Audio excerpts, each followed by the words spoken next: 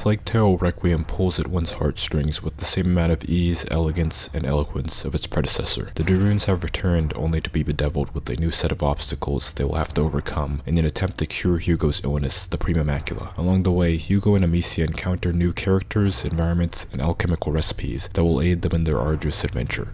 The design of Requiem is similar to Innocence insofar as its visual style, but the style is noticeably more refined in Requiem. The landscapes in Requiem are beautiful and filled with gorgeous greenery, ravishing rivers, and beguiling buildings. One can't help but ogle at the intricately detailed environments while they avoid hordes of rats and disquieting individuals. The amount of care put into the small details in Requiem is praiseworthy, whether that means little scars and blemishes on Amicia's face, the subtle woven textures of Hugo's garments, or extraneous debris that is arbitrarily scattered about. There's no doubt that this game has excellent visuals. However, the marvelous models and textures do carry with them a fair share of caveats pertaining to performance, namely difficulty optimizing assets, and as a consequence, a potentially restricted frame rate. The console versions of Requiem have a limit of 30 to 40 frames per second, which is far from insufferable but may leave some players disappointed. Contrastingly, the PC version, which is the version I played, does not have such limitations, assuming you own a moderately powerful graphics card. A Plague Tale Requiem's performance is likely to yield more negative criticism than other aspects of the game, but the design is great nonetheless, and I'm going to continue to give credit where credit is due. The design in the Plague Tale series provides us with a stunning example of seamlessly blended scenic beauty and structural majesty with a touch of gruesome horror. Players can expect to be inspired, intrigued, and terrified all within a matter of minutes. There's so much visual detail in the environments that it is hard to tell that they were created using polygons, textures, and shaders. Visual effects like the balmy flames spawned with ignifer,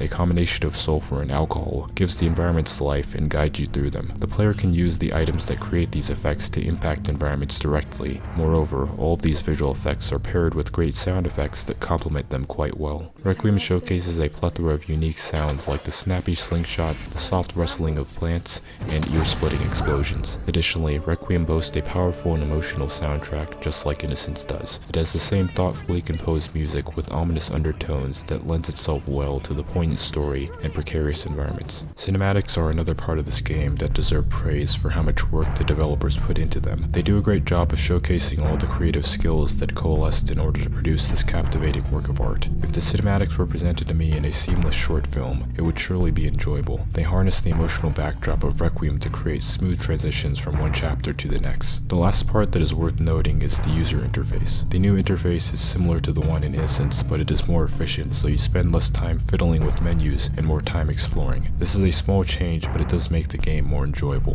While gawking at Requiem's art is pleasurable, playing it can also be worthwhile. The first things that need to be mentioned are skill progression and crafting. Compared to Innocence, this part of the game is more nuanced and customizable. It emphasizes the more open-ended presentation of Requiem. There are various methods and creative ways that you can overcome challenges in this game. You can take a brutish approach and use all of the weapons at your disposal to devastate anything that dares cross your path, or you can be crafty and carefully sneak around potential threats. Regardless of which approach you choose, your actions will contribute to your skill progression, which confers the player with upgrades. The multifaceted gameplay helps Requiem become a more individualized experience that allows each player to progress in a way that they see fit. The way that players move from one place to another is more varied, but the environments are still more or less linear. Personally, I don't have an issue with this because I don't believe this series would mesh well with the open world genre. Linear progression is helpful, if not necessary, for games that lean heavily on a well-written and impactful narrative like Requiem does. The developers have given players the freedom to choose the perspective from which they view the art, but ultimately the art is a curated experience meant to convey a specific message. Therefore, exploration is open enough as to not feel congested, but restricted when necessary to ensure proper conveyance. Having the freedom to wander around the marvelous and antiquated acreage of the 14th century French Empire is genuinely pleasant. I would be lying if I told you I haven't perused the tiny details in the nooks and crannies in Requiem. Most things in this game are nice to just sit and gander at. However, the unpredictable encounters with enemies can quickly turn your sightseeing into a desperate fight for your life. This compels you to scan your surroundings for hiding spots, which forces you to familiarize yourself with the level layout. The gameplay naturally leads to exploration and discovery, and while while exploration in this game may not be infinite, it does offer more than Innocence did.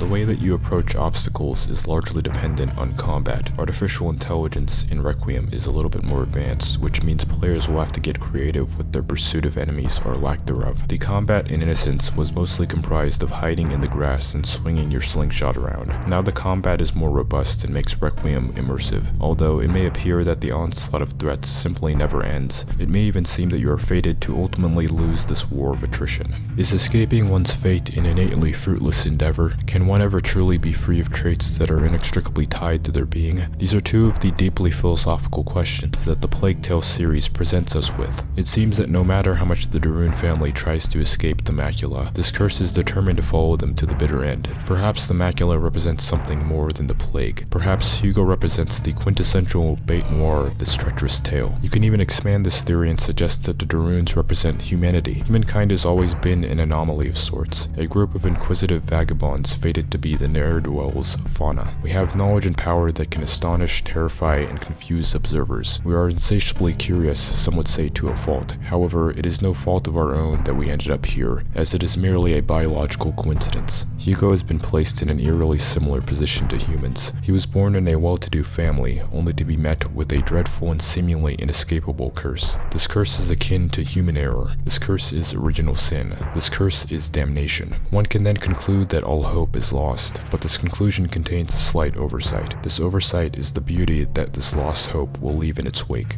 When one is inundated with hopelessness, they may have no choice but to acknowledge and appreciate the beauty that surrounds them. Amicia and Hugo were plunged into a plague-ridden void without warning, which causes a jarring shift in their perception. They have to mature incredibly quickly and somehow find their place in this distorted reality. Not only is Amicia Hugo's physical protector, but also his existential anchor. Most children fear what lies in the darkness, behind the curtain, under the bed, in the closet. Hugo's darkness is inside of him. It is ineluctable. How is a child supposed to cope with this? The answer is that they must cope, as they have no choice. However, there is something miraculous about the way that the Plague Tale series takes hopelessness and repurposes it in a way that creates a beautiful experience. When one is deprived of light for so long that the darkness starts to consume them, it only takes a flicker of light to illuminate the mind. This light is akin to innovation. This light is natural beauty. This light is love. This is the light that Amicia shines on Hugo. Amicia loves Hugo. It is plain to see and is consistent throughout the course of their perilous journey. Why wouldn't she love him? Hugo is her only sibling. However, this little boy is not just another child. He is the carrier of a curse with the potential to bring an end to civilization as she knows it. But she should love him regardless, right? Requiem presents the player with a somber conundrum of the likes which most have never encountered before. Are you truly assuming the role of a hero, one of noble origins and unwavering courage, or the role of a misguided child that insists on postponing the inevitable? Perhaps it doesn't matter. Love has a tendency to disregard barriers, favoring something that transcends struggle and strife. It is evident in Requiem that the de Rune family will never let anything destroy their love, even if it means sacrificing their own flesh. The characters in this game are unapologetically human, which makes for a rather compelling narrative. Requiem is full of characters with enigmatic personalities, so much that it can be difficult to discern what these characters are going to do next. This makes the observation of said characters an unpredictable and intriguing experience. Creating characters with nuance is not an easy task, but Asobo Studios' writers and concept artists managed to accomplish this. The way that the characters interact with each other is innovative and makes Requiem stand out in the crowd. Compared to other games in the horror genre, Requiem characters feel more fleshed out and robust. They also managed to emphasize the characters' defining traits, specifically their ages. Hugo, Amicia, and Lucas are quite young, hence they are still familiarizing themselves with the world, and this requires exploration. Maturing requires that one explores the world in an effort to feed their curiosity and consequently gain vital experiential knowledge. This phenomenon often manifests in playful behavior, especially in children. Emphasis is put on this trio's jejunity and ensuing playful tendencies. Somehow in all of this destruction, these characters manage to retain their youth, and that is great. However, the extent to which this limits their capacity to overcome challenges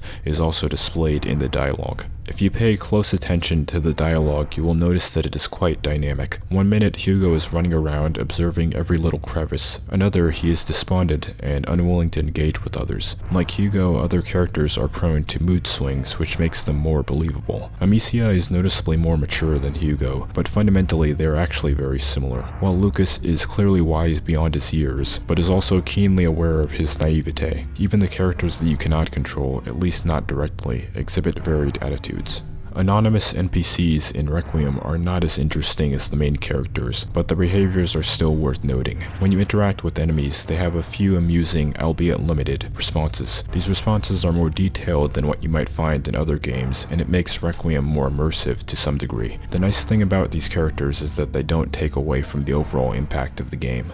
A Plague Tale Requiem is a video game that will be remembered, not just for its captivating graphical prowess, but for its thought-provoking narrative and sophisticated themes. Don't get me wrong, this game is not perfect, but I would challenge you to find another game with as much heart as this one. You will likely find a few, but not many. Requiem managed to carry the torch, literally and figuratively, of its predecessor. I'm glad that Asobo Studio decided to continue this series, and look forward to seeing if they turn the Plague series into a trilogy. My summation of A Plague Tale Requiem is that it is laudable, if not exemplary, when compared to other games with dark themes. It establishes itself as a peculiar progeny of horror, adventure, and other genres. Hopefully this game will inspire video game developers to be more ambitious when forming ideas and more zealous in their execution of them. I'll end this video with a question. Do you think that A Plague Tale Requiem was too ambitious with its scope? If so, why? If not, do you believe that there could have been more content? Perhaps you think that some aspects of this game are unrefined. Let me know in the comments below. Thank you for watching my video. If you liked it, I would appreciate a like and consider subscribing so you know when I release new videos. Until next time, deep thinkers, farewell.